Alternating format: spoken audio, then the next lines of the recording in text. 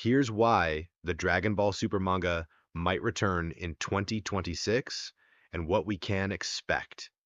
Since the Dragon Ball Super anime is returning as Dragon Ball Super Beerus in 2026 fall, Shueisha should hopefully settle the rights issue with Capsule Corporation Tokyo and bring back the Dragon Ball Super manga from its long hiatus.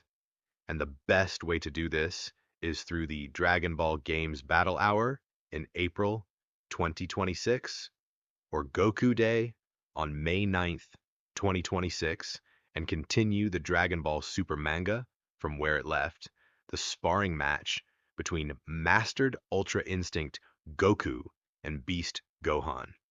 This is the best time for the Dragon Ball Super manga to return, or we might see weird fan-made stuff in the Dragon Ball Super anime like Super Saiyan Blue 3 Goku versus Black Frieza, or Ultra Instinct Beerus fused with Hakai Whis versus Black Frieza. And this is how the manga should return, or we will see Toyotaro and Toriyama Sensei situation. We can expect Toyotaro to release a few manga chapters all at once, like 10 chapters at once in April or May 2026, or whichever month it comes back from hiatus. Due to the unfortunate passing of Akira Toriyama Sensei on March 1st, 2024, ever since that incident, the series has been on an indefinite hiatus. But last year, Toyotaro released a one-shot chapter explaining why Trunks and Goten became Saiyaman X1 and Saiyaman X2, but it is before the events of Dragon Ball Super Superhero. So from March 2024 to April or May 2026 is 24 to 25 months.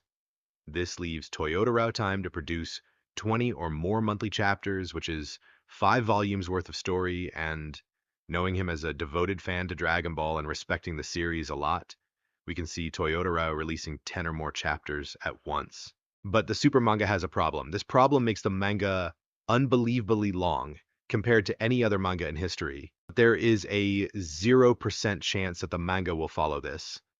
But still, here's my theory of how long the Black Frieza arc might be. You see, Frieza did 4 months of training, but it happened in the supposed second volume of Dragon Ball Super, right? Now, the Saiyans Goku and Vegeta needed story from volume 12 of the Dragon Ball Z manga in English, or volume 28 of the Japanese Dragon Ball, volume 2 of the Dragon Ball Super manga, which if we calculate is 15 volumes. And Frieza did 10 years of training to reach his black form.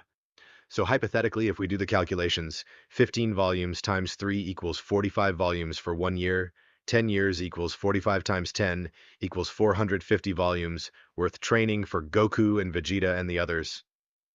Amount of chapters equals 450 times 4 equals 1,800 chapters. Amount of time taken in real life equals 1,800 divided by 12 equals 150 years worth of time.